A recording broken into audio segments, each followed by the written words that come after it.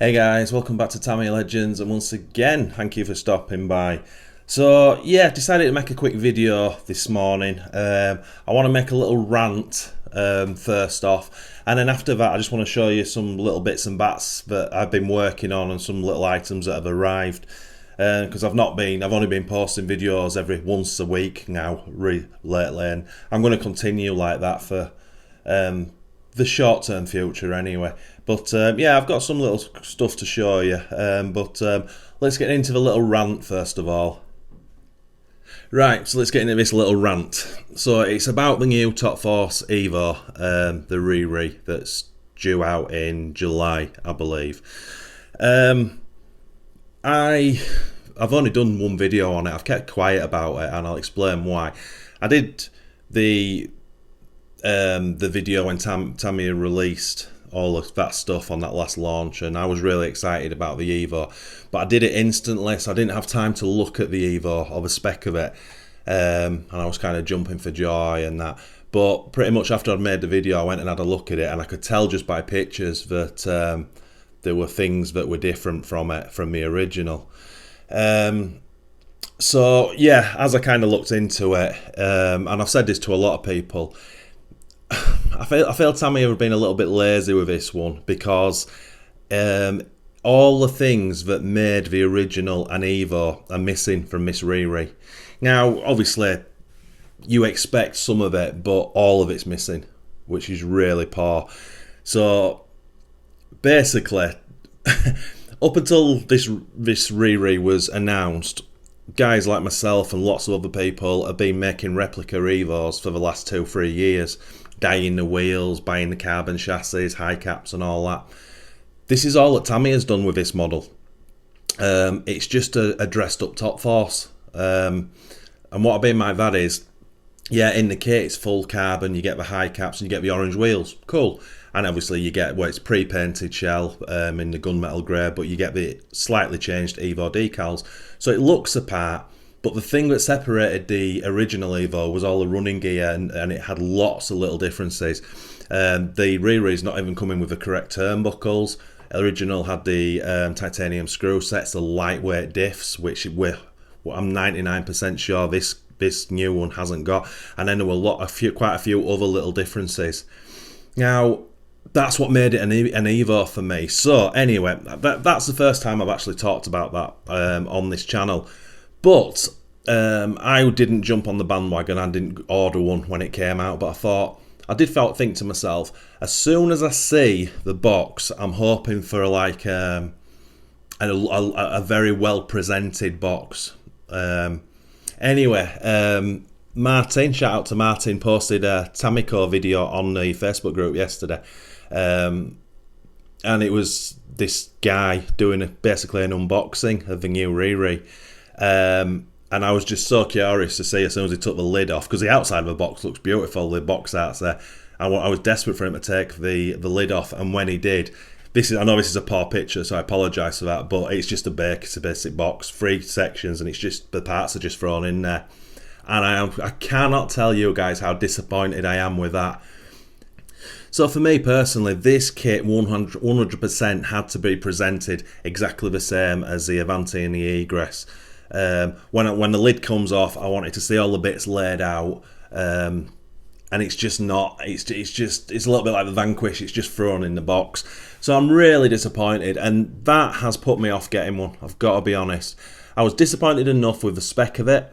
But I thought, nevertheless, it's kind of cool, because you can't get all the original parts for the Evo, all the little things that change. You just can't get them. They're so difficult to find. So I understand I'm not doing the full thing, but to be honest, it's not even close. Myself and all the other guys who made replicas, we're just as close to the Evo as Tamiya are. They've not really made an effort. And then to have that basic packaging, not good. And we know they can do it. This has just arrived. I wasn't even going to make a video about this, so I'll just talk about it now.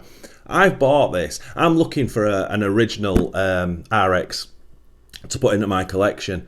So I wasn't overly bothered about this kit when it came out until I saw this box. This box is absolutely superb. Tamiya have really thought about it. And it's awesome. I absolutely love it. The colours, everything just works for me. Now, this is only a £125 kit. This is not a top level kit at all.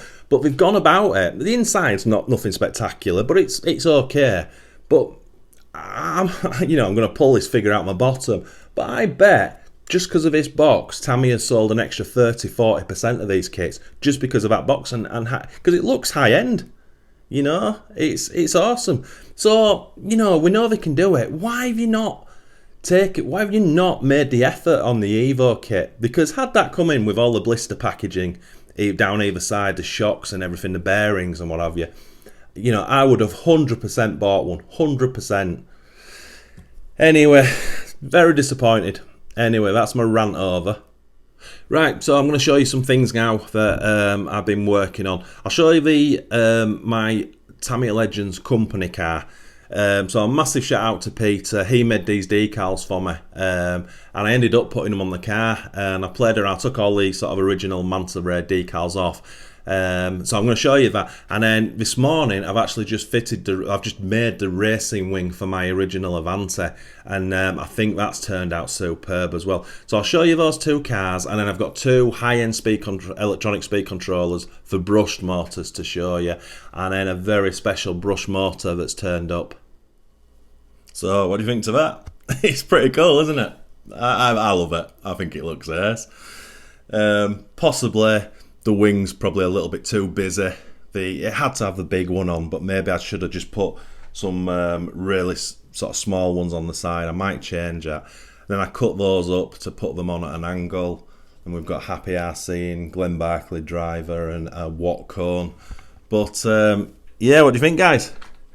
There's no, these stickers are not for sale or anything. That's not why I'm showing you it. No intentions of making decals to put on cars, but yeah, sorry, the wheels, there's no servo in it. I just wanted to keep that straight. Sink it at the back end. That looks mighty fine, doesn't it? So again, massive shout out to Peter. Alright, look at that thing. So yeah, this is my original Avante, and this is the reproduction racing wing I've just done this morning. So I had an actual egress wing, but MCI now do the decals for the racing wing. So if you don't know, this wing came as a standalone hop-up, the egress wing with these Avante decals. Now I've never seen it on the standard Avante like I've done. The full option Avante basically had the egress carbon chassis, so it had the wire wing mounts, and the shocks were right at the back, so it looked completely different. But I've not really, as I say, I've not kind of seen the Avante in standard guise with it, but I think that looks absolutely superb. What do you think, guys? Stick in the comments. Obviously, for those of you who don't know, that's the standard wing, which obviously still looks superb. But yeah, I don't know. That's a success for me. And then there's decals at the back as well. If you can just see that you put on the back of the wing. But yeah, big fan of that now. I sort of preempted what it could look like, and I thought, well, probably won't keep it on. I'll probably put the old wing back on. But no, not a chance. I'm absolutely head over heels in love with how that looks. Superb. Right, we'll keep the Avante in shot just because it looks so good.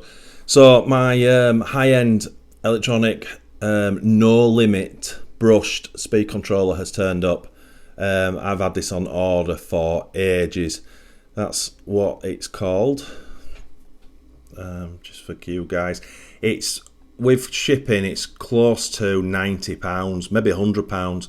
It's not cheap, but it's 2S and 3. I'm saying 3S. I'm not 100% sure. It's definitely 2S. I'm just wondering. I probably should have read that. I'm not going to whiz it out. And obviously it's got LiPo cutoff, but it comes with Tamiya plug, which I'll swap out to Dean's, and it's got bullet connections for the motor. Now this was the only one I was going to buy, but I've read people on the groups who have plugged this in, and it's not been fantastic. It looks like it needs deprogramming. It's got like a USB programming thing for your laptop. So I've not bought that, but I'm thinking I might have to do that, because as I said, this will run. It's no limit brushed, which is awesome, but I'm not too sure it runs correctly without programming it. So because of that, this one came up on my selling group, Tamiya Legends selling group page, which I was so happy about. So I contacted a guy. So this is a Tekken Racing, and this is, so I'm just going to get this right, this is the FXR Pro. So it's forward, brake and reverse. Now this is no limit as well, which is absolutely awesome. This is not brand new, but I've tested it and it all works fine, and it's just ready to stick in a car. Again, no limit and lipo cut-off, which is, and I'm pretty sure that this runs, yeah, look at that, 2 and 3S. How cool is that? Wow, that is awesome. And it's dinky little thing. We're both pretty dinky, to be honest. Yeah, very happy with that. And then what I want to show you quickly, you saw my, or hopefully you regular guys will have seen my motor collection. Well, this was the motor I was talking about at the time that I was waiting for. So this is one of my childhood motors. I had two. Obviously, this is the Demon, and my other one was the Parma Cyclone. I've actually got a modified, but it was actually the stock Cyclone I had back in the day. This is a modified Demon, and again, it was a stock one I had back in the day. I will not run this. I've just bought that for pure sentimental reasons for me, and nostalgia, and that looks so pretty in my collection. And I'm quite lucky to have found one in such nice condition. So yeah, extremely happy with that bad boy.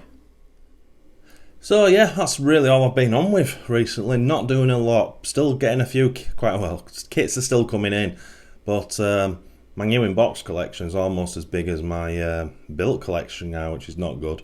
But yeah, just really not got my mojo back for building, and it's a shame now because the snow's pretty much, well, the snow's gone, so I should really be starting getting the running videos made. But yeah, just not feeling it right now. As I say, I think the next 5 Saturday videos are all made, and just on that, there won't be a Saturday video. I'll do it because I posted this one on Thursday. The normally scheduled video will go out Sunday, and it's the XR311, the body shell, and just getting that all finished off.